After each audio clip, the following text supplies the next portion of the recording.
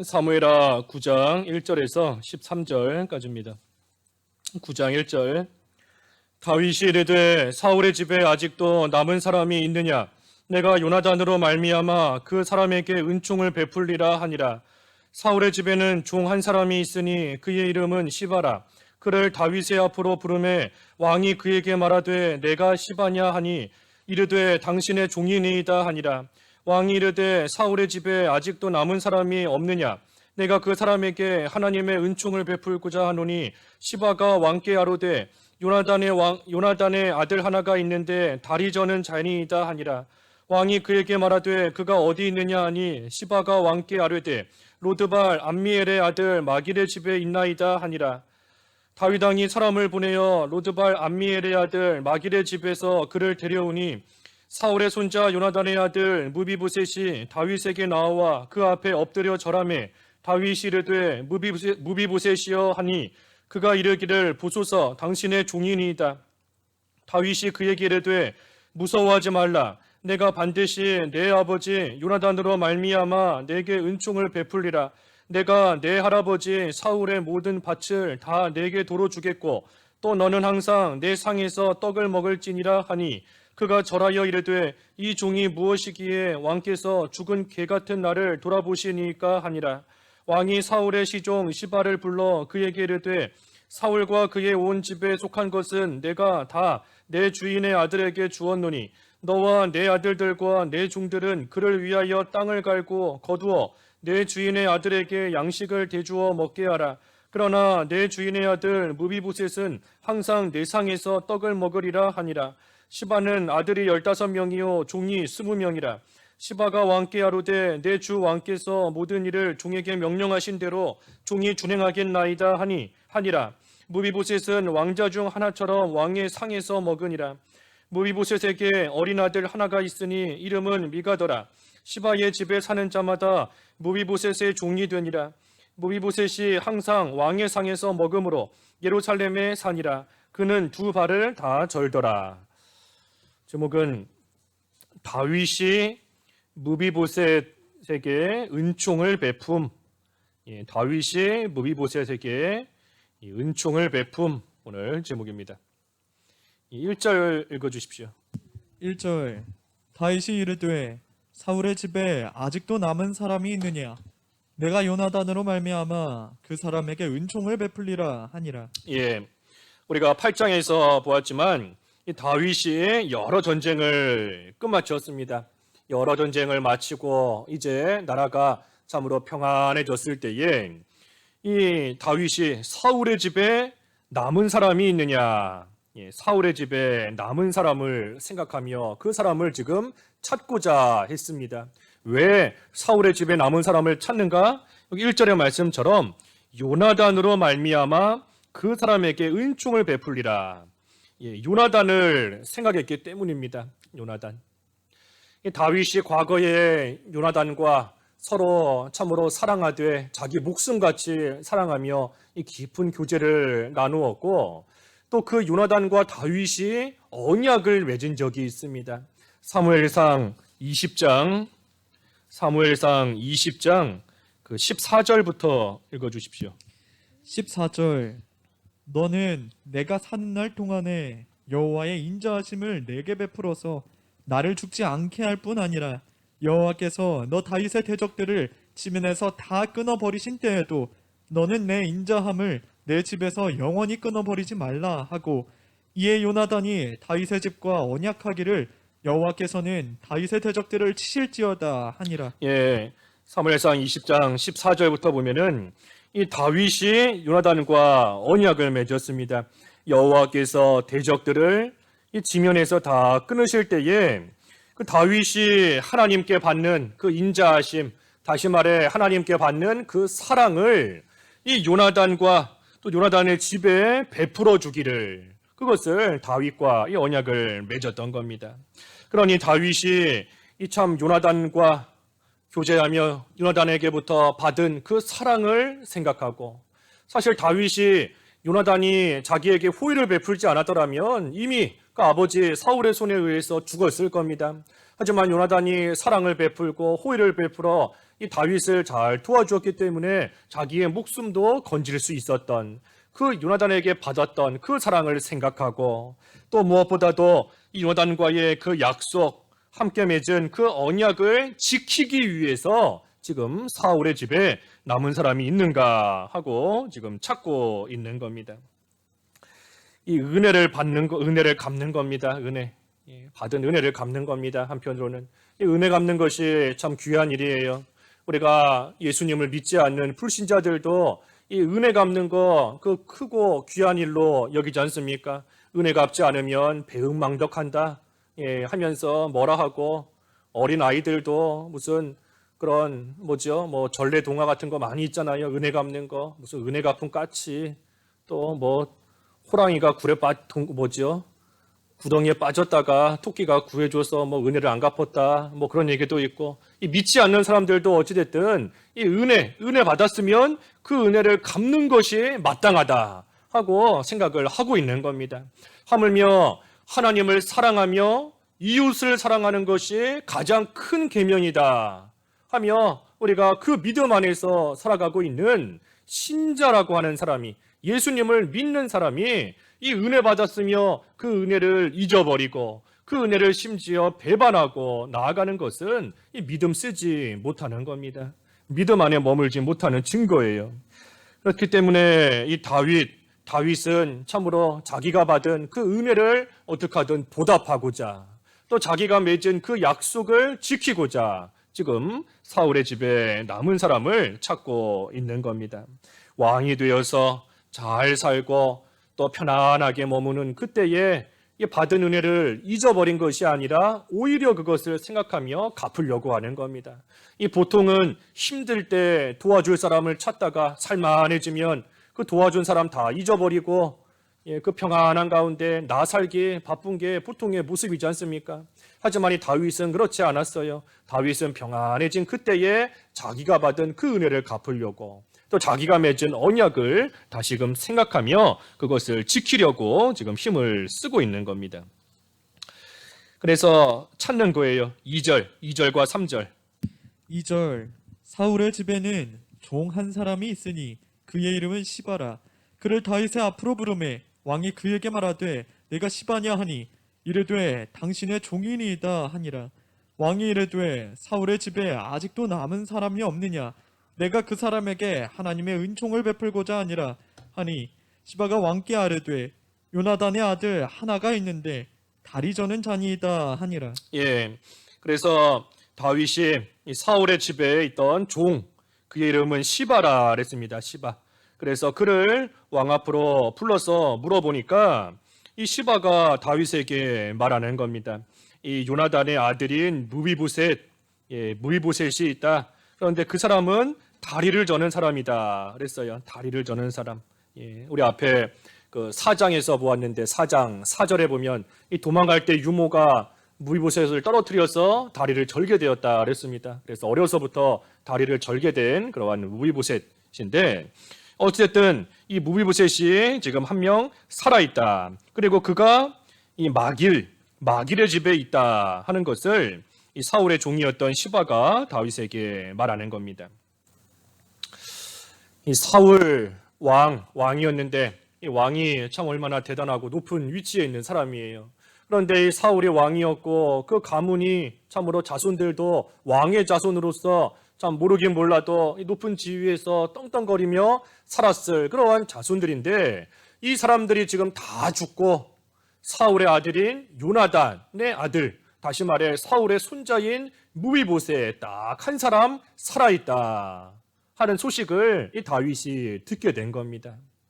참 사울이 악을 행했기 때문에 이처럼 그 자손들이 끊어져 버린 겁니다. 사울이 하나님의 은혜 가운데 이스라엘의 초대 왕이 되었지만 하나님 앞에서 악을 행하고 하나님께로부터 멀리 떠난 그러한 생활을 했기 때문에 하나님께서 그 집안을 다 치신 거예요. 치시고 그 계대가 다 끊어지고 딱 한 명 무비보셋 남도록 하나님께서 하신 겁니다. 아무리 높은 지위, 아무리 좋은 또 환경 속에서 살아간다 할지라도 악을 행하면 결국 이처럼 사울의 집안처럼 끊어지는 겁니다. 시편 37편 그 9절과 10절 읽어 주십시오. 시편 37편 9절과 10절. 9절. 진실로 악을 행하는 자들은 끊어질 것이나 여호와를 소망하는 자들은 땅을 차지하리로다. 잠시 후에는 악인이 없어지리니 내가 그곳을 자세히 살필지라도 없으리로다. 예, 악인이 없어지는데 언제 없어진다 그랬죠? 잠시 후. 잠시 후에는 악인이 없어져서 그곳을 자세히 살펴도 없다 그랬습니다.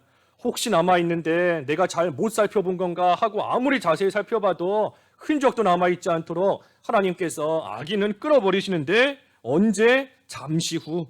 예, 잠시 후인 거예요. 잠시 후. 그러니 잠시 후가 언제인지 우리는 알 수 없지만 어찌됐든 하나님께서 악한 자는 끊어버리시는 그러한 때가 온다는 겁니다.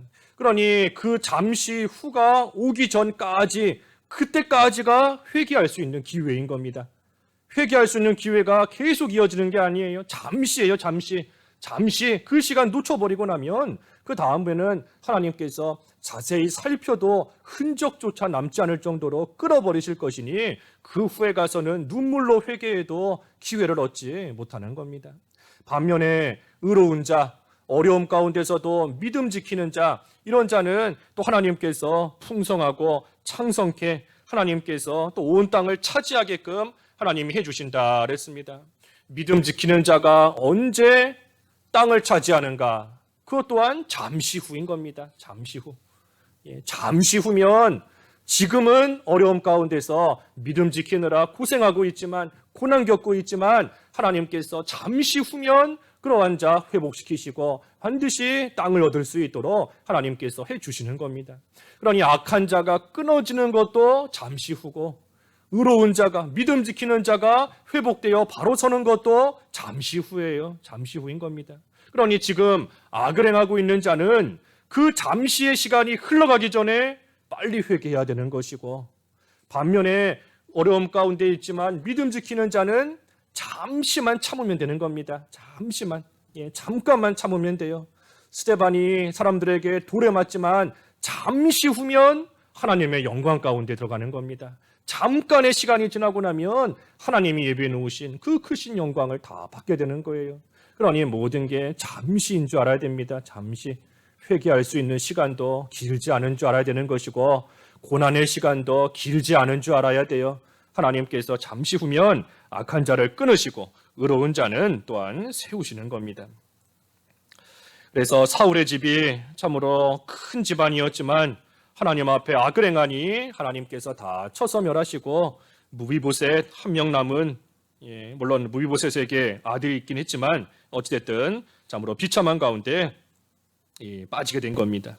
5절과 6절. 5절. 다윗 왕이 사람을 보내어 로드발 암미엘의 아들 마길의 집에서 그를 데려오니 사울의 손자 요나단의 아들 무비보셋이 다윗에게 나와 그 앞에 엎드려 절하매 다윗이 이르되 무비보셋이여 하니 그가 이르기를 보소서 당신의 종이니이다. 예. 그래서 다윗이 시바의 말을 듣고 이 마길의 집으로 사람을 보내서 거기서 무비보셋 데리고 왔습니다. 그러자 무비보셋이 다윗에게 나와서 그 앞에 엎드려 절하면서 당신의 종인이다 하며 이 앞에 절했다 그랬습니다. 이 무비보셋이 참 왕의 손자였던 그러한 사람인데 지금에 와서는 이 다윗 앞에 엎드려 절하게 된 겁니다. 참으로 과거를 생각하면서 나는 왕의 손자였다. 너는 보잘것없는 목자였다. 양치는 사람이었다. 그걸 생각하면서 무비보셋이 다윗 앞에 나와 엎드리지 않는다라고 한다면 이 다윗의 호의를 받지 못하는 겁니다. 그 앞에 가서 엎드리며 그 앞에서 자기를 낮추어야 이 왕의 호의를 받으며 또 은총을 입을 수 있는 겁니다. 그러니 이것을 보면 낮아질 때에는 낮아져야 돼요. 낮아질 때, 특별히 하나님께서 낮추실 때에는 낮아져야 길이 열리는 겁니다. 과거의 일만 생각하면서 내가 우리 집안이 어떤 집안이었는데 지나간 일만 생각하면서 엎드리지 않고 나아가면 이 다윗의 호의 못 받는 겁니다. 그러니 무비보셋 입장에서는 하나님께서 낮추시는 때인 줄을 알고 지금은 낮아져야 돼요. 그것이 호의와 은총을 입는 길이고 또한 그것이 살 길이 열리는 그러한 길인 겁니다. 마찬가지로 무비보셋이 이 다윗의 은총을 입은 것처럼 우리가 하나님의 호의와 은총을 입는 방법도 낮아지는 겁니다. 하나님 앞에서 내 자신을 낮추며 낮아지는 것이 무비보셋이 다윗의 은총을 입은 것처럼 우리가 하나님의 은총을 입는 하나님의 은혜를 받는 그러한 길이고 방법인 겁니다. 베냐민을 내놓아라 그랬지 않습니까? 베냐민을 내놓아라. 그때는 낮아져야 되는 겁니다. 그때는 낮아져서 내가 가지고 있던 베냐민 하나님 앞에 다 내놔야 돼요. 그래야 살 길이 열리는 겁니다. 그래서 우리가 항상 참 겸손해야 되는 것이지만 특별히 하나님께서 낮추실 때에는 더욱더 낮아져야 됩니다. 하나님이 낮추실 때에는 낮아지는 그러한 자가 되어야 돼요. 그래서 하나님께서 여러 가지 모양으로 우리를 낮추십니다. 때로는 사람을 통해서 낮추시기도 하고 때로는 여러 가지 처한 환경을 통해서 낮추시기도 하고 때로는 여러 가지 우리가 만나는 그러한 사건들 하나님께서 그것을 통해 우리를 낮추시는 그러한 때가 많이 있습니다. 우리도 교회 건축이라는 참 이 큰 일을 앞두고 하나님께서 여러 가지 모양으로 우리를 낮추실 겁니다. 낮추실 거예요. 하나님께서 낮추시지 않는다면 우리가 이 큰 일을 하면서도 교만해질 수 있는 것이고 큰 일을 이루고 나서도 내가 한 줄로 알고 교만해질 수 있기 때문에 하나님께서 우리를 진정으로 사랑하신다라고 한다면 하나님의 그 크신 능력을 나타내시고 하나님께서만 홀로 영광 받으시기 위해서 우리를 낮추실 겁니다. 여러 가지 모양으로. 그러니 우리는 이 큰 일을 해나가면서도 낮아져야 돼요. 겸손히 낮아져서 하나님의 능력을 구하고 하나님의 영광만을 높이고 하나님만을 의지하며 이 모든 일들을 해나가야 됩니다. 해나가다가 어려운 일 당했다고 해서 다시 뒤로 돌아서고 이전에 크고 화려하고 좋았던 것만 생각하면서 이게 뭔가 하며 낙심하고 주저앉으면 안 돼요. 온전히 하나님께서 낮추실 때에는 낮아지는 것이 한편으로 높아지는 길인 줄 알고 낮아질 때에 내가 아무것도 할 수 없습니다. 두 손 두 발 다 들 때에 하나님의 능력이 그 사람을 통해 나타나는 겁니다. 나타나는 거예요.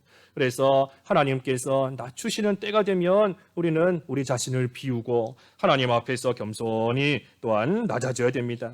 낮추고 시험하실 때에 우리가 낮아지는 모습으로 나타나면 하나님께서 주시려고 하시는 것을 다 받을 수 있습니다. 낮아지면 하나님이 주시는 거 다 받을 수 있어요. 신명기 그 8장에 보면 하나님께서 너를 낮추고 시험하사 마침내는 복을 받게 하시는 것이다 그랬죠. 또 한편으로는 낮추고 시험하사 너의 마음속에 뭐가 있는지 하나님께서 아시려고 하는 거다 그랬어요. 한번 읽어봐 주시죠. 신명기 8장 2절 2절. 내 하나님 여호와께서 이 40년 동안에 내게 광야길을 걷게 하신 것을 기억하라. 이는 너를 낮추시며 너를 시험하사 내 마음이 어떠한지 그 명령을 지키는지 지키지 않는지 알려 하심이라. 너를 낮추고 시험하사 내 마음이 어떠한지 명령을 지키는지 안 지키는지 알려 하심이라 그랬습니다. 하나님께서 우리를 낮추시면 내 마음속에 뭐가 있는지 다 나타납니다. 다 나타나요. 우리가 물컵에 물이 있는데 그 물이 점점 낮아지면 그 물 밑바닥에, 컵 밑바닥에 뭐가 있었는지 다 보이지 않습니까? 물이 많으면 안 보이지만 물이 점점 줄어들어서 그 높이가 낮아지면 그 밑바닥에 있는 게 다 보여요. 하나님께서 우리를 낮추시면 내 마음속에 뭐가 있는지 다 나타나는 겁니다. 내 마음속에 정말로 하나님만 의지하는지 하나님을 사랑하는지 아니면 내가 하나님 사랑하며 의지하는 것 같았지만 알고 보니 내 마음 깊숙한 곳에 나도 모르는 깊숙한 곳에 나를 더 사랑하고 나를 더 드러내고 참으로 내가 내놓지 못하는 베냐민이 내 속에 꽁꽁 숨겨져 있었구나 하는 것을 낮아지면 그걸 알게 되는 겁니다. 낮아지면. 그래서 하나님께서 우리를 낮추셔서 우리의 마음속에 뭐가 있는지 다 드러내시고 또 그 신명기 8장 16절에도 보면 16절에 너를 낮추시며 너를 시험하사 마침내 내게 복을 주려 하심이었느니라 그랬습니다.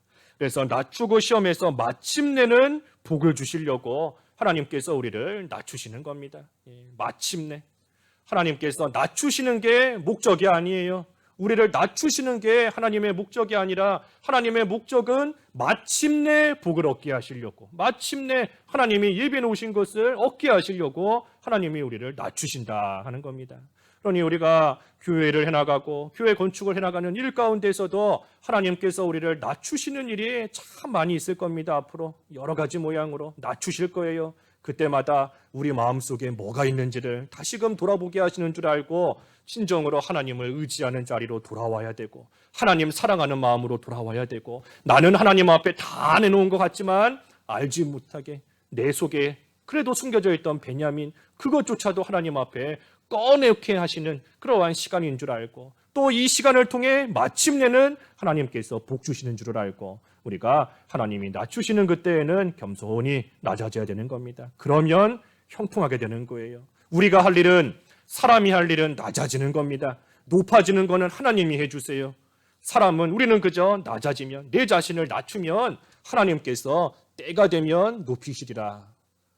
때가 되면 높이시리라. 베드로 전서 5장에 그랬죠. 낮추어라. 때가 되면 높이신다. 겸손하라. 때가 되면 높이실 것이다. 때가 되면 하나님께서 반드시 높이시는 그러한 때가 되면 반드시 하나님께서 예배해 놓으신 복을 받게 하시는 그러한 때가 반드시 오는 줄 알고 우리가 낮아져야 됩니다. 이 무비보셋이 낮아졌어요. 자기의 과거의 신분 생각하지 않고 그저 다윗 앞에 엎드려서 겸손하게 낮아졌는데, 낮아진 무비보셋이 정말로 높아졌는가? 7절 읽어주십시오. 7절. 7절 다윗이 그에게 이르되 무서워하지 말라. 내가 반드시 내 아버지 요나단으로 말미암아 내게 은총을 베풀리라.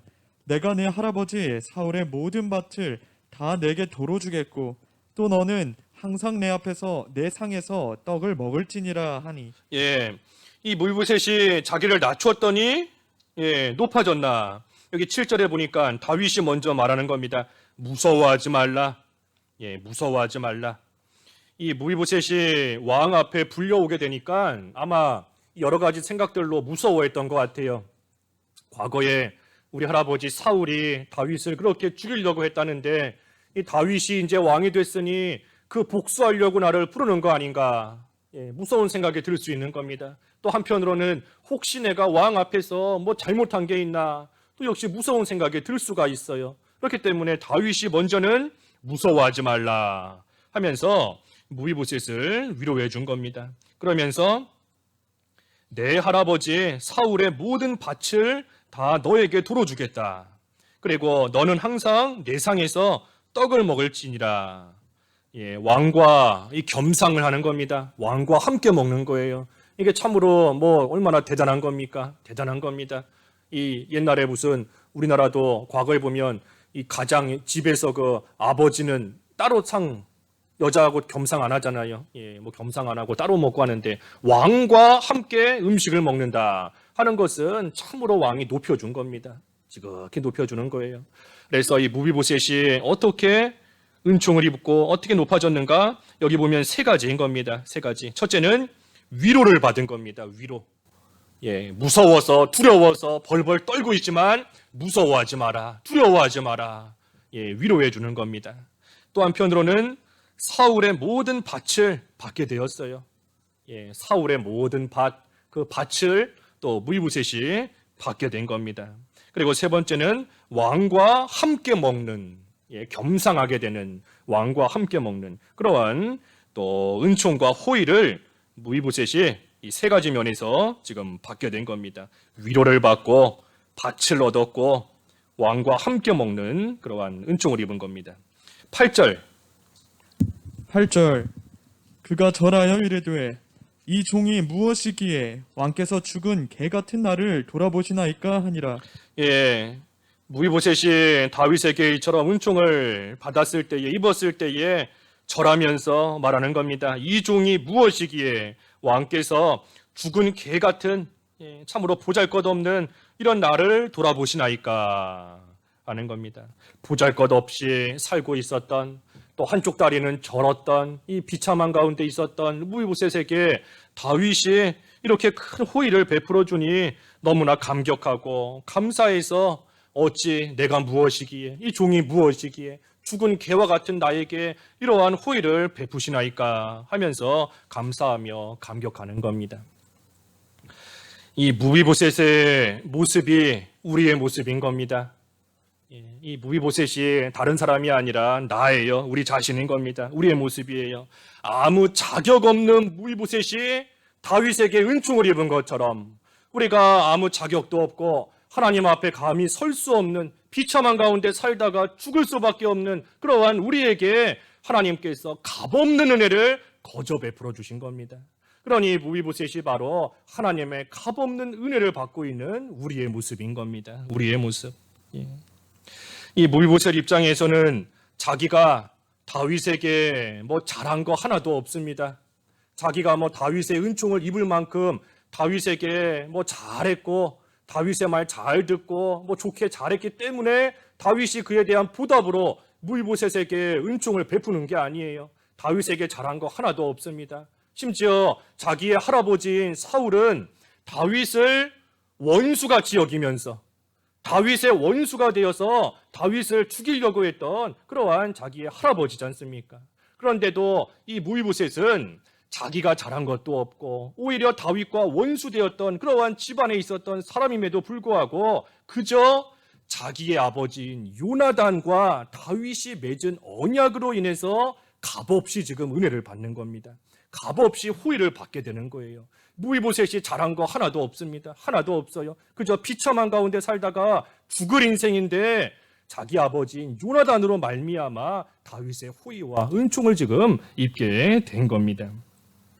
우리가 하나님의 은혜를 받는 것도 마찬가지입니다.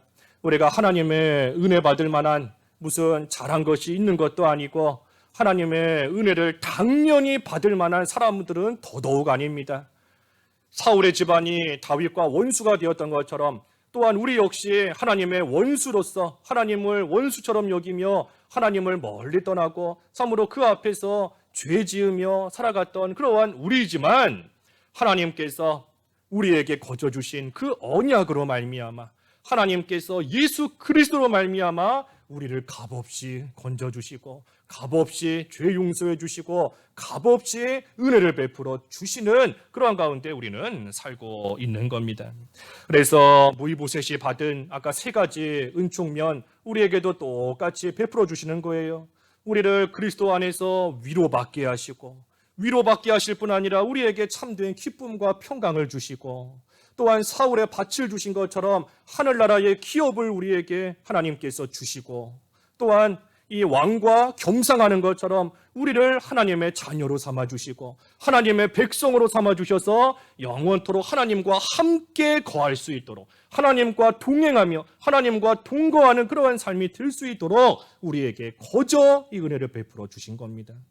그러니 우리가 이 무비보셋의 모습을 생각할 때 우리의 모습을 이렇게 발견해야 됩니다. 우리가 육신적으로 다리 절고 그런 사람들은 아니지만 우리가 영적으로 볼 때에 참으로 병들었고 육신적으로도 보잘것없고 이 무비보셋이 그 마길의 집에서 호의호식하면서 있었겠습니까? 모르긴 몰라도 아마 그저 주는 거 간신히 얻어먹으면서 참 보잘것없는 그러한 삶을 살았을 거예요.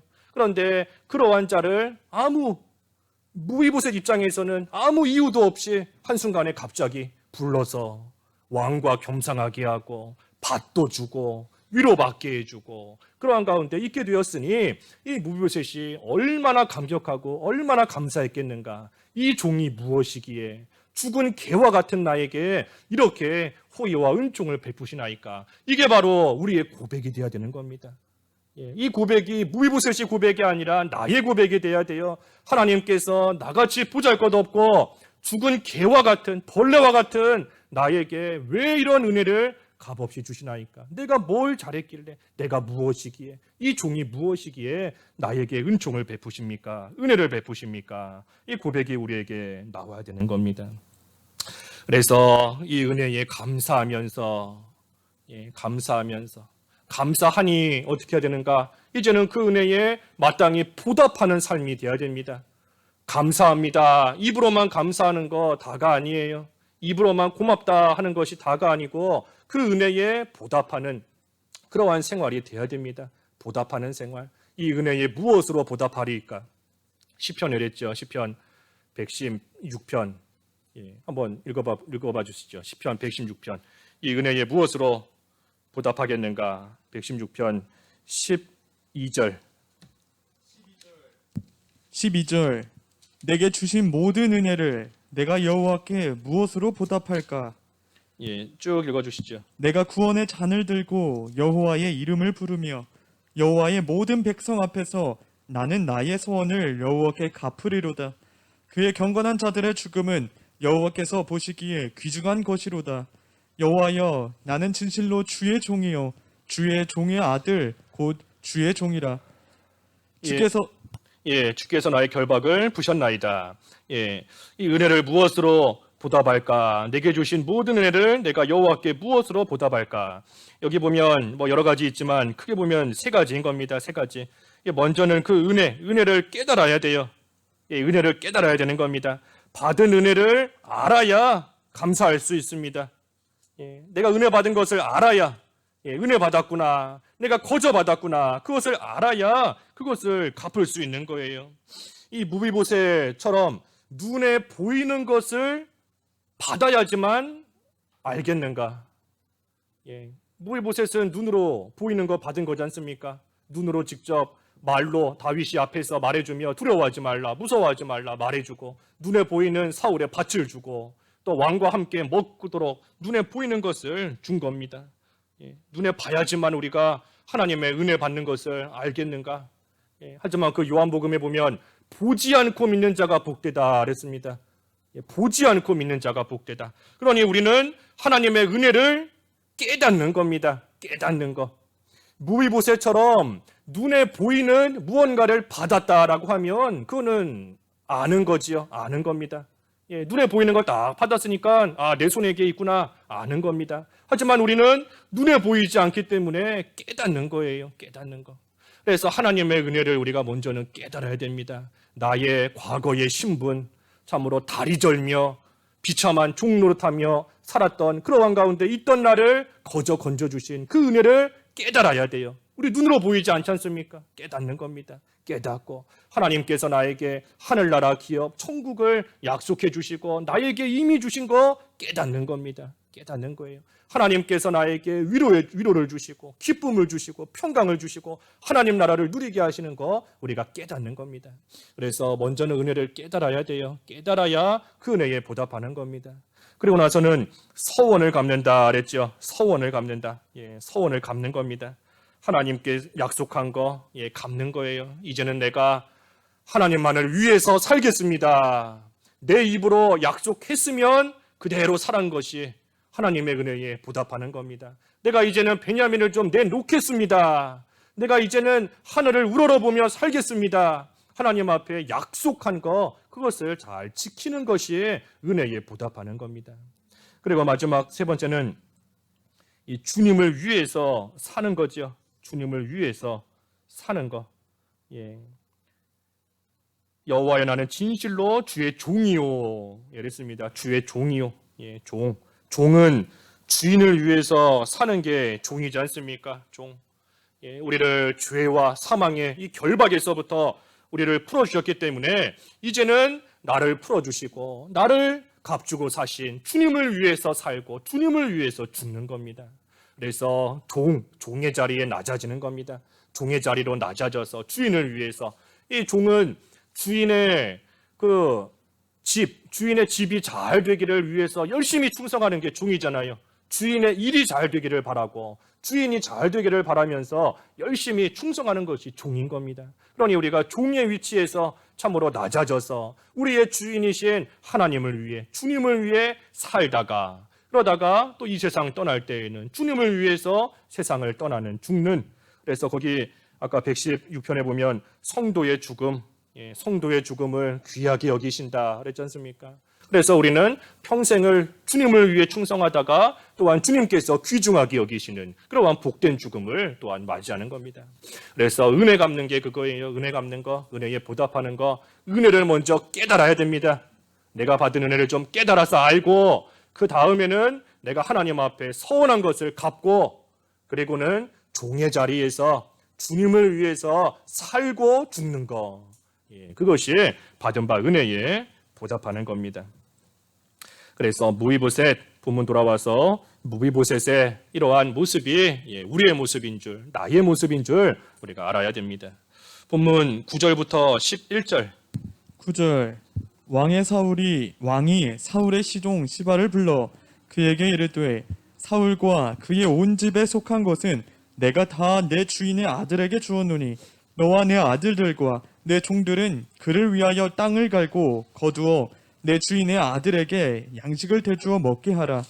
그러나 내 주인의 아들 무비보셋은 항상 내 상에서 떡을 먹으리라 하니라. 시바는 아들이 15명이요 종이 20명이라. 시바가 왕께 아뢰되 내 주 왕께서 모든 일을 종에게 명령하신 대로 종이 준행하겠나이다 하니라. 무비보셋은 왕자 중 하나처럼 왕의 상에서 먹으니라. 그 다윗이 시바에게 무비보셋을 섬기라 하고 명령했습니다. 여기 시바는 보니까 아들이 15명이고 또 종이 20명이다 그랬어요. 20명이다. 또 아까 앞에 그 4절에 보니까 이 시바는 무비보셋이 지금 어디에 살고 있는지 이미 알고 있었습니다. 다윗이 물을 때에 마길의 집에 있습니다 하고 말한 걸 보면 이 무비보셋이 지금 어디 있는지 이 시바는 이미 알고 있는 거예요. 그러니 자기가 가진 이 참으로 부유한 것, 종이 20명이니까 얼마나 잘 살고 있는 겁니까? 자기가 가진 이 부유한 것으로서 얼마든지 자기가 섬겼던 그 사울의 집안의 사람인 무비보셋을 이 시바가 얼마든지 잘 섬길 수 있었을 겁니다. 섬길 수 있었을 거예요. 하지만 그렇게 하지 않고 그저 자기 살기 바쁘고 자기를 위해서만 살고 있었기 때문에 다윗이 그 잘못을 좀 깨닫게 하고 그리고 원래 있었던 종, 이 시바가 원래 사울의 종이었지 않습니까? 그러니 자기의 그 종의 위치로서 종의 도리를 다하게 하기 위해서 무비보셋을 섬기라 하고 다윗이 명령한 겁니다. 12절과 13절. 12절 무비보셋에게 어린 아들 하나가 있으니 이름은 미가더라. 시바의 집에 사는 자마다 무비보셋의 종이 되니라. 무비보셋이 항상 왕의 상에서 먹음으로 예루살렘에 사니라. 그는 두 발을 다 절더라. 그래서 다윗이 요나단의 아들에게 이처럼 은총을 베풀면서 자기가 과거에 받았던 그 은혜를 보답하고 또 자기가 맺었던 그 언약을 기억하며 또 그것을 잘 지키고 나아갔던 이 다윗인 겁니다. 그래서 우리가 오늘 말씀을 이렇게 볼 때 다윗이 무비보셋에게 은총을 베풀었다 그랬습니다. 은총을 베풀었다. 무비보셋 입장에서 다윗의 은총을 받는 거 자기의 공로 단 하나도 없습니다. 자기의 공로 단 하나도 없어요. 자기 아버지인 요나단으로 말미암아 무비보셋은 거저 다윗의 은총을 받게 된 겁니다. 그러니 우리도 이 모습을 생각할 때 하나님께서 예수 그리스도로 말미암아 우리에게 거저 은혜 베풀어 주시는 줄을 알고 예수님으로 인하여 우리에게 값없는 은혜와 은총, 호의를 하나님께서 거저 주시는 줄 알고 우리가 그 은혜 받을 만한 자가 되지 못함에도 불구하고 그 은혜 받으며 살게 하신 것을 감사하고 그 은혜에 보답하는 저희들의 생활이 되어야 되겠습니다. 말씀 생각하시면서 각자 기도하시지요. 기도하겠습니다. 하나님 아버지, 무비보셋이 참으로 아버지 요나단과 다윗의 언약으로 말미암아 다윗의 은총을 값없이 거저 받았던 것처럼 하나님 저희들도 예수 그리스도로 말미암아 하나님의 은혜를 값없이 받게 하시오니 참으로 감사합니다. 그 은혜를 깨닫게 하시고 그 은혜에 보답하고자 하나님 앞에 서운한 것을 지키며 이제는 주님을 위해 살고 죽는 저희들의 삶이 되어서 하나님의 말없이 큰 그 은혜를 조금이나마 보답하며 그 은혜에 감사하며 살아갈 수 있는 저희들의 생활이 될 수 있도록 인도해 주시옵소서. 예수님의 이름으로 기도하옵나이다. 아멘.